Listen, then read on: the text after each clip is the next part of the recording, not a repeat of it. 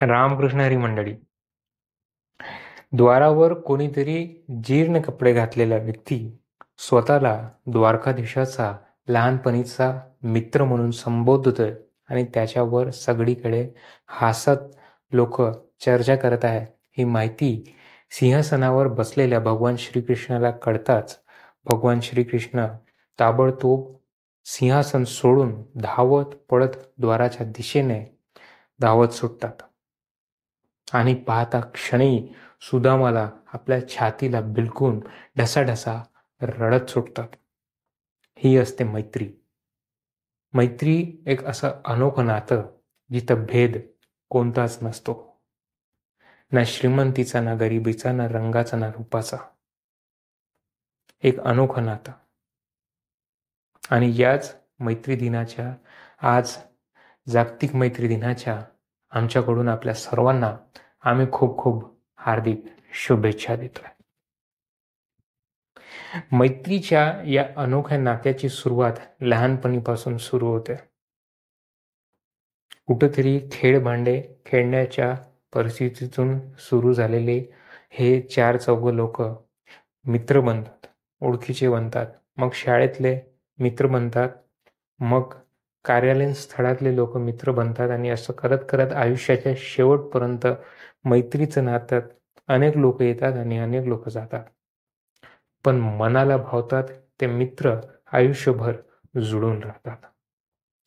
आणि आयुष्यात तुम्ही कितीही पैसा कमवा किंवा कोणत्याही पदावर रुजू व्हा, पुढे गेलंच पाहिजे, पण मन मोकळं करायसाठी आपल्याकडे हक्काचं 1, 2, 3, 4 जितके असेल तितके मित्र असलेच पाहिजे.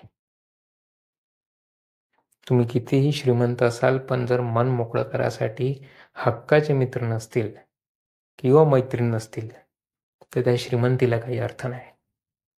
आणि तुम्ही दारिद्र्यातही असाल, आणि त्या दारिद्र्यातही तुम्हाला मन मोकळं करण्यासाठी आपल्या परिस्थितीला कोणतंही डागडुजी न करता थेट सांगण्यासाठी जर 4 लोक आपल्या हक्काचे आपल्या जवळ नसतील तर त्या दारिद्र्यात जीवनालाही काही अर्थ नाही. त्यामुळे हक्काचे आपले 4 लोक आपल्यासोबत जोडणं हे अत्यंत गरजेचं आहे. आणि हे अनोखं नातं मैत्रीचं हे मनाने मन जुळतं या पद्धतीने चालावं लागतं. निस्वार्थ भावाने हे मैत्रीचं नातं टिकवावं लागतं, निभवावं लागतं आणि आयुष्यभर चालवावं लागतं. आणि हेच आपलं खरं वैभव असतं. आणि म्हणून हा विशेष दिन आज आपण साजरा करतोय. मैत्री कशी असते ते सुरुवातीलाच मी भगवान श्रीकृष्णाने सुदामाच्या त्या प्रसंगातून एक झलक आपल्याला सांगितलीच. आणि तशीच निस्वार्थ मैत्री कायम आपल्या सर्वांच्या जीवनात असावीच. पण आज कुठेतरी मैत्रीचा वापर हा स्वार्थासाठी केला जातोय. स्वार्थ असेल तर लोक जोडली जात आहे, किंवा एखाद्याचं राहणीमान, जीवनशैली, अर्थव्यवस्था पाहून त्याला मित्र बनवायचं का नाही ते ठरवलं जात आहे. चिंतनीय विषय आहे. रूपाने, रंगाने मित्र दिसायला छान दिसू शकतात, पण हे मैत्रीचं नातं खरं निभवणार कोण हे रंग, रूप, श्रीमंत, गरीब याच्यावर आधारित नसते. आणि म्हणून रंग, रूप, श्रीमंत, गरीब हे पाहून कधीच मित्र जोडू पण नका. जो खरा माणूस आयुष्यात मिळेल, जो खरा व्यक्ती आयुष्यात मिळेल, तोच खरा मित्र आपल्या जवळ जोपासून ठेवायचा आहे.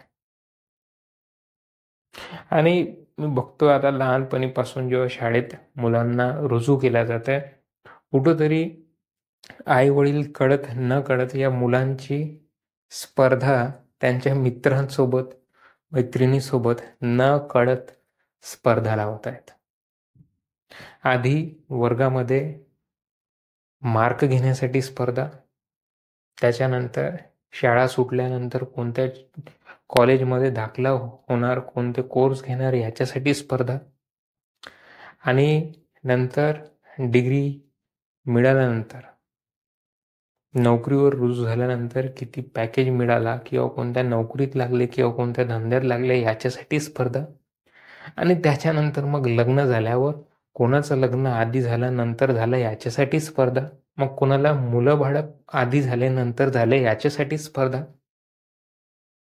या मैत्रीच्या नात्याला मलिन करून टाकलंय.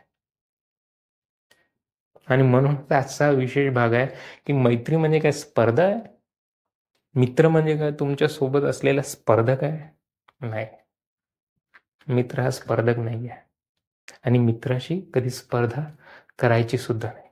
दोघांबाबतीतही बोलतो मी, पुरुष असो की स्त्री असो, मित्र असो मैत्रीण असो, मित्र मैत्रिणी हे आपले स्पर्धक नाही.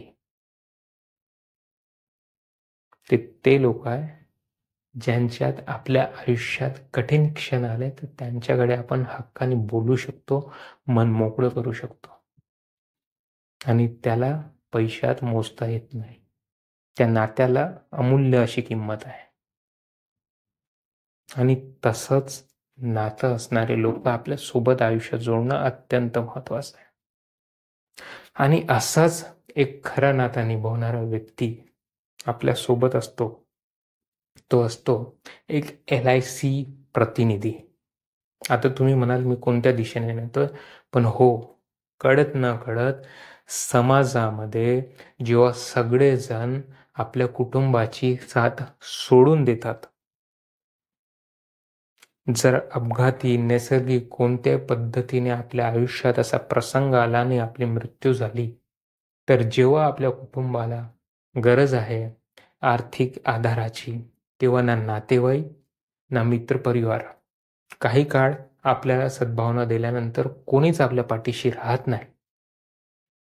त्या क्षणी आपल्या कुटुंबाच्या पाठीशी राहतो तो म्हणजे LIC प्रतिनिधी, LIC अभिकर्ता, LIC एजंट. एक मोठी रक्कम आर्थिक मदत घेऊन आपल्यासाठी आपल्या घरी आपल्या द्वारावर पोचतो, तो म्हणजे LIC एजंट. तुमच्या जीवाची भरपाई होणार नाहीये, पण तुमच्या कुटुंबाला जे आर्थिक आधार लागणार आहे ते एक मोठा आर्थिक आधार हा मित्र देणार. आणि म्हणून हा असा एक मित्र आपल्याकडे असलाच पाहिजे. तर LIC पॉलिसी खरेदी करा नक्कीच आणि आपल्या कुटुंबाला कोणत्याही अनिश्चित काळापासून सुरक्षित करा, जबाबदार बना. आपल्यासाठी योग्य LIC पॉलिसी कोणती हे जाणून घेण्यासाठी आम्हाला थेट संपर्क साधा 9595191914 या आमच्या WhatsApp क्रमांकावर आणि आपल्यासाठी योग्य LIC पॉलिसीची माहिती थेट मिळवा. LIC करा, जबाबदार बना, आपल्या कुटुंबाला अनिश्चित काळापासून नेहमीसाठी सुरक्षित करा, त्यांना आनंदित ठेवा. आशा करतो आजचा हा भाग आपल्याला आवडला असेल. हा भाग आवडला असेल तर आपली आवड आमच्या YouTube वाहिनीवर नक्की दर्शवा, आमच्या YouTube वाहिनीचे सदस्य व्हा आणि हा भाग मनातून आवडला असेल आपण पुढे सुद्धा पाठवू शकता. हा भाग इथपर्यंत बघितल्याबद्दल आपल्या सर्वांचे मनातून धन्यवाद. खूप खूप धन्यवाद. हा भाग इथेच संपवतोय. नमस्कार, राम राम, हरे कृष्णा, जय भवानी, जय शिवराय, जय शंभूराजे, जय हिंद, जय महाराष्ट्र.